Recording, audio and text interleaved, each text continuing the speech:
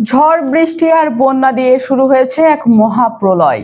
যেন কোনো এক অদৃশ্য দানবের কবলে পড়েছে চীন ও এর আশেপাশের বিস্তীর্ণ অঞ্চল। আকাশ জুড়ে কালো মেঘের ঘনঘটা, দানবের মতো গর্জন করা ঝড় আর মুষলধারে বৃষ্টিতে মুহূর্তের মধ্যেই তলিয়ে যাচ্ছে একের পর এক শহর।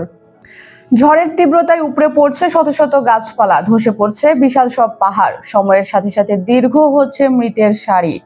এই ভয়ঙ্কর পরিস্থিতি থেকে নিজের ও পরিবারের প্রাণ বাঁচাতে ঘর বাড়ি ছেড়ে নিরাপদ আশ্রয়ে পালিয়েছে 6 লক্ষাধিক মানুষ। তবে এই দুর্যোগ শুধু চীনের বুকে সীমাবদ্ধ নয়। প্রকৃতির এমন নিষ্ঠুর তাণ্ডবে কার্যত লণ্ডভণ্ড হয়ে যাচ্ছে পূর্ব এশিয়ার বিস্তীর্ণ জনপদ।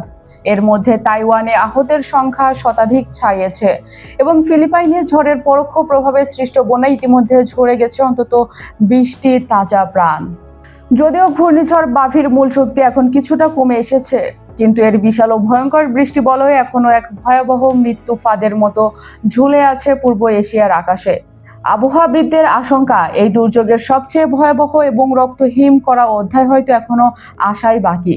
প্রকৃতির এই রুদ্ররূপে আবারও চরমভাবে বিপর্যস্ত হয়ে পড়েছে সমগ্র পূর্ব এশিয়া।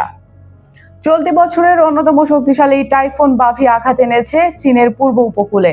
টাইফুনের প্রচন্ড ও তীব্রতায় চীনের জনপদ পুরোপুরি লণ্ডভণ্ড হয়ে গেছে। ঝোড়ো বাতাসের তোড়ে উপড়ে পড়েছে হাজারেরও বেশি গাছপালা, সৃষ্টি হয়েছে তীব্র জলাবদ্ধতা ও মারাত্মক ভূমিধস। এই চরম বিপর্যয় ও জরুরি পরিস্থিতি মোকাবেলায় চীন সরকার অত্যন্ত দ্রুততার সাথে 6 লাখের বেশি মানুষকে নিরাপদ আশ্রয়ে সরিয়ে নিয়েছে। এই দুর্যোগের আঁচ লেগেছে তাইওয়ানেও, যেখানে ঝড়ের আঘাতে আহত হয়েছেন অন্তত 134 জন। আর ফিলিপাইনের বাভির প্রভাবে শক্তিশালী হওয়া মৌসুমি বৃষ্টি ও বন্যা কেড়ে নিয়েছে 20 জনের জীবন। স্থানীয় সময় শনিবার রাত 11:20 টাইফুন বাভি প্রথমে চীনের জেজিয়াং প্রদেশের উপকূলীয় শহর ইউহুয়ানে অত্যন্ত জোরালোভাবে আঘাত হানে। এরপর মধ্যরাতে এটি দ্বিতীয়বারের মতো ওয়েনঝো শহরের ইউএসজিং এলাকায় স্থলভাগে প্রবেশ করে বা ল্যান্ডফল করে। এ সময় বাতাসের সর্বোচ্চ গতিবেগ স্থানভেদে ঘন্টায় প্রায় 144 কিলোমিটার থেকে 290 কিলোমিটার পর্যন্ত রেকর্ড করা হয়েছে। সাথে ভারী বৃষ্টিপাত মুহূর্তের মধ্যেই ওই অঞ্চলের স্বাভাবিক জীবনযাত্রাকে সম্পূর্ণ অচল করে দেয়। চীনের রাষ্ট্রীয় সংবাদ মাধ্যমের প্রতিবেদন অনুযায়ী ঝড়ের প্রভাবে বিভিন্ন এলাকার প্রধান সড়কগুলো পানির নিচে সম্পূর্ণ তলিয়ে গেছে। বিশেষ করে দেশের উত্তরাঞ্চলের পাহাড়ি এলাকাগুলোতে ভয়াবহ ভূমিধসের ফলে বিশাল বিশাল পাথর গড়িয়ে পড়েছে সড়কের ওপর, যার ফলে যাতায়াত ও যোগাযোগ ব্যবস্থা পুরোপুরি ভেঙে পড়েছে। তবে সম্ভাব্য ব্যাপক প্রাণহানি এড়াতে দেশটির প্রশাসন আগে ভাগে কয়েক লাখ বাসিন্দাকে দুর্গম ও ঝুঁকিপূর্ণ এলাকা থেকে নিরাপদ স্থানে সরিয়ে নিতে সক্ষম হয়।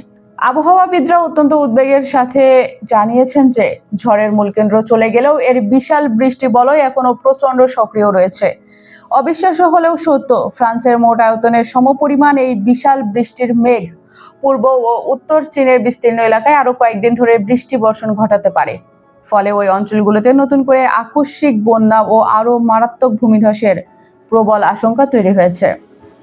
চীনে মূল আঘাত হানার আগে টাইফুন বাভি তাইওয়ানের উত্তরাঞ্চল ঘেঁষে অতিক্রম করেছিল। সে সময় প্রবল বাতাস ও ভারী বৃষ্টিতে পুরো দ্বীপরাষ্ট্রটির জনজীবন চরমভাবে বিপর্যস্ত হয়ে পড়ে।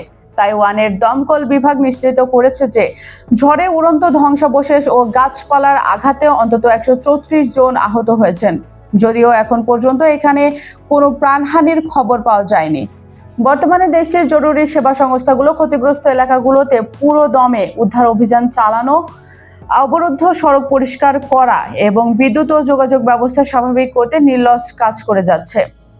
এর আগে টাইফুন বাভি জাপানের দক্ষিণাঞ্চলের সাকিশিমা দ্বীপপুঞ্জেও ব্যাপক ভারী বৃষ্টি ও ঝোড়ো হাওয়া বয়ে নিয়ে এসেছিল। যদিও জাপান ও তাইওয়ানে সরাসরি কোনো প্রাণহানি ঘটেনি, তবে ফিলিপাইনে এই ঘূর্ণিঝড়ের প্রভাবে শক্তিশালী হওয়া মৌসুমে বৃষ্টি ও আকস্মিক বন্যায় 20 জনের মর্মান্তিক মৃত্যু হয়েছে। আবহাওয়াবিদদের চূড়ান্ত সতর্কবার্তা হলো, বাভির মূল শক্তির হ্রাস পেলেও এর রেখে যাওয়া বৃষ্টি বলয় এখনো অত্যন্ত বিপজ্জনক অবস্থায় রয়েছে। আর এই কারণেই পূর্ব এশিয়ায় এক বিস্তীর্ণ অঞ্চল জুড়ে এখনো সর্বোচ্চ সতর্কতা জারি রয়েছে। প্রকৃতির এই রুদ্ররূপ আর টাইফুন বাভির তাণ্ডব আমাদের মনে করিয়ে দেয় প্রকৃতির মহাশক্তির সামনে মানুষ কতটা অসহায়। পূর্ব এশিয়ার এই দুর্যোগ পরিস্থিতির পরবর্তী আপডেট আমরা আপনাদের সময় মতো জানাতে থাকব। প্রিয় দর্শক, আজ এ পর্যন্তই। দেখা হবে পরের ভিডিওতে আন্তর্জাতিক রাজনীতির নতুন কোনো গরম খবর বা বিশ্বমঞ্চের রোমাঞ্চকর কোনো ইস্যু নিয়ে। সে পর্যন্ত সবাই ভালো থাকুন, নিরাপদ থাকুন। আল্লাহ হাফিজ।